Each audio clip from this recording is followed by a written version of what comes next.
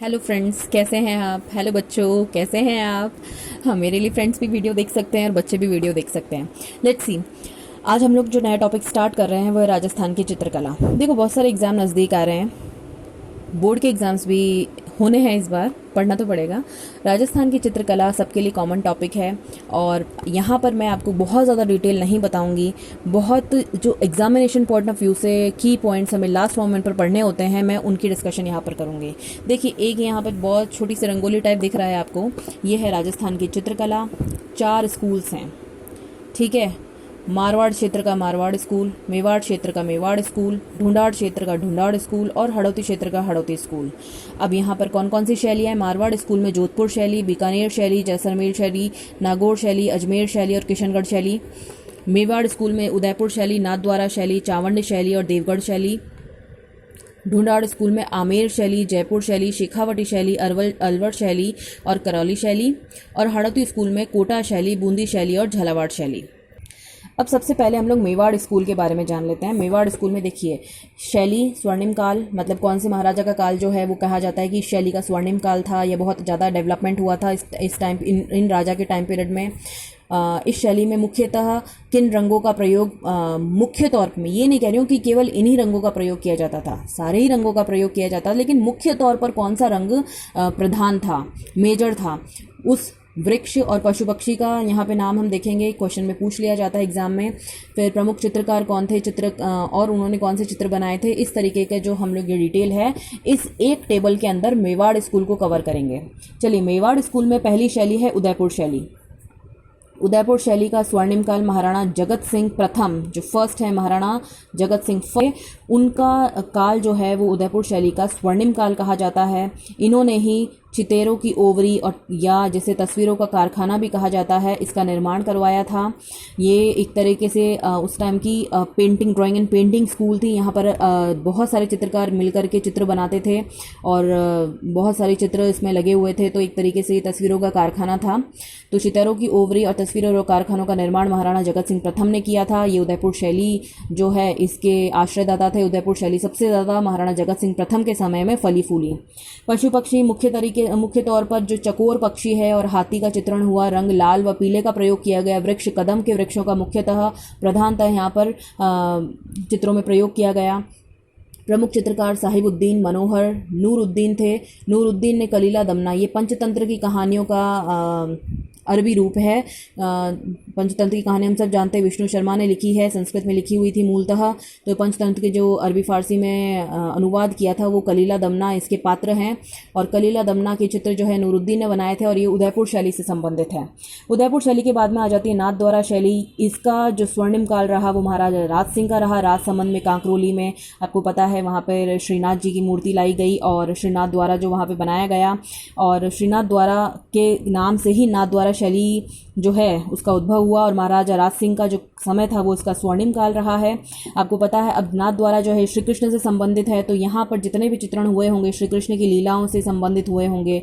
तो पशु पक्षी में गाय व मोर प्रमुख हो गए। मोर पंख श्री कृष्ण लगाते थे, गायें चराते थे, तो गाय व मोर मुख्य रूप से थे। अब श्री कृष्ण जो है पीताम्बर थे, पीले वस्त्र धारण, पीला हरा, ऐसे आप याद रख सकते हैं। वृक्ष मुख्य रूप से केले के वृक्षों का चित्रण हुआ है। अब यहाँ पर जो है एक बात ध्यान रखने की है कि जो पिछवाइयाँ हैं, आपको पता है ना, श्रीनाथ जी की मूर्ति के पीछे एक चित्रित कंबल, एक कपड़ा लगा हुआ था जिसकी बहुत बारीक बारीक से प्रिंटिंग की हुई होती है, वो पिछवाइयाँ कहलाती है। नाथद्वारा के फेमस हैं पिछवाइयाँ। तो पिछवाइयों का जो चित्रण है ना वो नाथद्वारा शैली में किया गया है। उसके बाद में इसके मुख्य चित्र व चित्रकार आ जाते हैं। तो चतुर्भुज, नारायण, उदयराज, घासीराम, चंपालाल, ये नाथद्वारा शैली से संबंधित चित्रकार हैं। इनमें महिला चित्रकार भी मिलती हैं, कमला व इलायची। तो ये ध्यान रखने की बात है कि महिला चित्रकार कौन सी शैली में मिलती हैं, नाथद्वारा शैली से, या महिला चित्रकार कमला व इलायची का संबंध किससे है, मेवाड़ स्कूल से कि नाथद्वारा शैली से। फिर आ जाती है चावंड शैली, जिसके आश्रयदाता अमर सिंह रहे। इनके समय में निसारुद्दीन, या जिसका नाम कभी कभी नसीरुद्दीन भी मिलता है, इन्होंने रागमाला का चित्रण किया था। उसके बाद में एक देवगढ़ शैली आती है। तो देवगढ़ शैली के आश्रयदाता थे रावत द्वारिकादास चुंडावत। देवगढ़ शैली जो है वो मेवाड़ और मारवाड़ शैली का मिश्रण है। देवगढ़ शैली में मेवाड़ और मारवाड़ शैली का मिश्रण मिलता है। और इस दौरान जो प्रमुख चित्रकार थे वो थे बैद्यनाथ, चौखा और कमला। मेवाड़ स्कूल के बाद में हम लोग आ जाते हैं मारवाड़ स्कूल पर। मारवाड़ स्कूल में सबसे पहली शैली है जोधपुर शैली।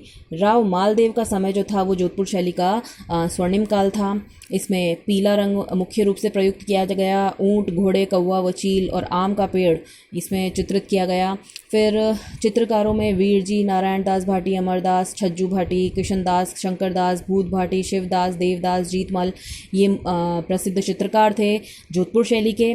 विशेष इसमें यह है कि इसमें एक तो उत्तर अध्यायन सूत्र, रागमाला, भागवत पुस्तक, प्रकाश, ढोला मारू, ये कुछ एक चित्र हैं जो जोधपुर शैली में बने हुए हैं। इसके बाद में हम लोग आते हैं बीकानेर शैली। बीकानेर शैली का जो स्वर्णिम काल था वो महाराजा अनूप सिंह का काल था।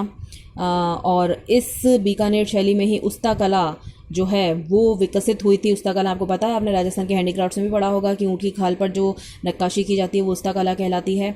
तो ये बीकानेर शैली में महाराजा अनूप सिंह के समय में ही विकसित हुई थी। अब रंग पशु पक्षी वृक्ष जो है वो जोधपुर शैली के समान ही है। प्रधान रंग पीला, वृक्ष जो था आम का था, ऊंट, घोड़ा, कौवा और चील के चित्रण यहाँ पर हुए हैं। इसके बाद में हम आ जाते हैं जिसके प्रमुख चित्रकार थे वो उस्ता परिवार और मथेरना परिवार के सदस्य थे। तो उस्ता परिवार में रुकनुद्दीन, साहिबुद्दीन, कायम और हिसामुद्दीन, और मथेरना परिवार का मुन्नालाल, मुकुंद और चंदूलाल जो है वो बीकानेर शैली के प्रमुख चित्रकार थे। एक विशेष बात बीकानेर शैली की ये है कि बीकानेर शैली के सर्वाधिक चित्रकार जो थे ना वो मुसलमान थे। हिंदू चित्रकार आपको बहुत कम मिलेंगे। और बीकानेर शैली के चित्रकारों ने एक नई चीज़ चलाई थी जो केवल बीकानेर शैली के चित्रकारों को मिलती है कि बीकानेर शैली के चित्रों पर तिथि व नाम अंकित करते थे। जो चित्र के नीचे कि वो चित्र कब बनाया गया है और किसने बनाया है, ये तिथि और नाम जो है ना वो बीकानेर शैली के चित्रों में ही मिलता है और किसी भी शैली के चित्रकारों ने ऐसा नहीं किया है। फिर आ जाते हैं किशनगढ़ शैली। इसे कागजी शैली भी कहते हैं। कागजी क्यों कहते हैं? क्योंकि किशनगढ़ शैली के जो चित्र थे वो कागज़ों पर बनाए जाते थे। अब कागज़ क्या थे? वो पतले पतले कागज़ों को आटे की लुगदी से चिपका करके एक मोटा कागज़ बन जाता था। उस मोटे कागज़ को वसली कहते थे। उस वसली पर ये चित्र बनाए जाते थे और इसीलिए किशनगढ़ शैली को कागजी शैली भी कहते हैं। इसका सबसे ज़्यादा विकास हुआ था राजा सावंत सिंह के समय में, जिन्हें नागरीदास के नाम से भी हम जानते हैं। और हम ये भी जानते हैं कि नागरीदास की प्रेमिका थी रूठी रानी, और बणी ठणी, और बणी ठणी का चित्र जो है वो ही किशनगढ़ शैली का जो प्रधान चित्र माना जाता है। जो इसके महान चित्रकार जो थे वो थे मोरध्वज निहाल चंद, जिन्होंने चित्र बनाया बनीठणी का। और बेसर जो नाक में पहनने की एक आभूषण होता है, बेसरी का चित्रण जो है वो केवल किशनगढ़ शैली में मिलता है। अब मुख्य चित्रकार कौन कौन हैं इसमें? अमीर चंद धन्ना, भंवरलाल, सूरजध्वज, मोरध्वज निहाल चंद थे और इसके चित्रण जो है वसली पर किए गए।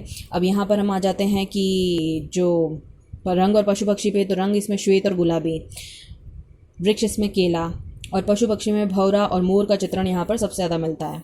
इसके बाद में हम लोग आते हैं जैसलमेरी शैली पर। जैसलमेरी शैली का सबसे ज़्यादा जो विकास हुआ वो मूलराज द्वितीय के समय में हुआ, इसलिए इनका स्वर्णिम काल, जैसलमेरी शैली का स्वर्णिम का मूलराज द्वितीय का समय कहलाता है। यहाँ पे हमें बहुत ज़्यादा कुछ देखने को नहीं मिलेगा। बस एक विशेषता ये है कि जैसलमेर शैली पर कभी भी मुगल शैली का या अंग्रेज़ों की शैली का कोई प्रभाव नहीं पड़ा। जैसलमेरी शैली जो है आज भी अपने विशुद्ध रूप में है। यहाँ पे सबसे प्रमुख चित्र जो मिलता है वो मिलता है लोद्रवा की राजकुमारी मूमल का चित्र। तो कई बार एग्जाम में क्वेश्चन ये आता है कि मूमल क्या है? तो मूमल एक पेंटिंग है, एक चित्र है जो कि लोद्रवा की राजकुमारी मूमल का है। ओके, इसके बाद में नेक्स्ट हम लोग आते हैं आमेर स्कूल पर। आमेर स्कूल में जयपुर शैली, अलवर शैली, इन दो शैलियों की बात हम करेंगे। जयपुर शैली जो है वो मुग़ल शैली से सर्वाधिक प्रभावित शैली है। राजस्थान में जितनी चित्र शैलियाँ हैं उन सब पे कभी ना कभी मुग़ल शैली का प्रभाव पड़ा है, क्योंकि राजपूत मुग़लों के संबंध अच्छे होने लगे थे। तो जाहिर सी बात है सांस्कृतिक साहित्यिक आदान प्रदान भी हुआ, तो आपस में एक दूसरी शैलियों का प्रभाव पड़ना लाजमी था। लेकिन जयपुर शैली पर सबसे ज़्यादा जो प्रभाव था मुग़ल शैली का पड़ा, और जैसलमेरी शैली जो थी जोधपुर मारवाड़ स्कूल की, उस पर बिल्कुल भी किसी भी शैली का प्रभाव नहीं पड़ा। तो यहाँ पर ये क्वेश्चन बन जाएगा, जयपुर शैली सर्वाधिक मुग़ल शैली से प्रभावित थी। स्वर्णिम काल सवाई प्रताप सिंह का था। रंग हरा, वृक्ष पीपल और वट, और पशु पक्षी में आते हैं घोड़ा और मोर। प्रसिद्ध चित्रकार इसमें थे मोहम्मद शाह, साहिबराम, सालिग्राम, रामजी दास, लक्ष्मण दास, गोपाल दास, घासीराम, लालचंद, त्रिलोक और रघुनाथ। और विशेष इसमें ये था कि उद्यान के दृश्य, हाथियों की लड़ाई, इस तरीके के जो चित्र हैं ये जयपुर शैली की विशेषता है। एक विशेष बात यह है कि साहिबराम ने ईश्वरी सिंह का आदम कद चित्र बनाया था, मतलब फुल बहुत एक इंसान जितना 6 फुट लंबा होता है तो 6 फुट बड़ा चित्र बनाया था ईश्वरी सिंह का, और ये राजस्थान का पहला आदम कद चित्र था। इसके बाद में अलवर शैली आती है। अलवर शैली का स्वर्णिम काल महाराजा विनय सिंह का काल माना जाता है। अलवर शैली की सबसे बड़ी विशेषता ये है कि ये अंग्रेज़ों से सबसे ज़्यादा प्रभावित थी, और अंग्रेज़ों से प्रभावित थी तो ये मान लो कि ये व्यभिचारी शैली मान लो आप इसे। इसमें गणिकाओं का जो वेश्याएँ होती हैं उनके चित्र बहुतायत मिलते हैं। बलदेव, गुलाम अली, जमुना दास और सालिग्राम, छोटेलाल, नंदराम जो है वो अलवर शैली के प्रमुख चित्रकार थे। इसके बाद आ जाते हैं हम लोग हाड़ौती स्कूल में। हाड़ौती स्कूल में बूंदी शैली और कोटा शैली मिलती है। बूंदी शैली को पक्षी शैली भी कहते हैं क्योंकि सबसे ज़्यादा पशु पक्षियों का चित्रण जो है बूंदी शैली में देखने मिलता है हमें। महाराव उमेद सिंह प्रथम का जो काल था वो बूंदी शैली का स्वर्णिम काल कहा जाता है। बूंदी शैली की एक विशेषता यह है कि अब दीवारों पे चित्र बनने शुरू हो गए थे। शेर, हिरण, बतख, खजूर, नीला व हल्का हरा रंग का प्रयोग किया जाता था, और राव छत्रसाल ने भित्ति चित्रों से सुसज्जित एक रंगमहल बनवाया था। महाराव उमेद सिंह प्रथम ने राजमहल में चित्रशाला का निर्माण करा है, जिसे भित्ति चित्रों का स्वर्ग कहते हैं। भित्ति मतलब दीवार, दीवार पर चित्र बनाए गए थे बूंदी शैली में। रागिनी भैरव और राग दीपक के चित्र जो है वो भी बूंदी शैली में बनाए गए। इसके बाद में आता है कोटा शैली। कोटा शैली का स्वर्णिम काल महाराजा उमेद सिंह का काल कहलाता है, और इसमें डालू चित्रकार का चित्र रागमाला सेट है। इसमें रानियों को शिकार करते हुए दिखाया गया। ये वाला क्वेश्चन बहुत बार मैंने भी किया है कि रानियों को चित्र का शिकार करते हुए दिखाया किस शैली की विशेषता है, तो ये आ जाती है कोटा शैली। Okay, thank you.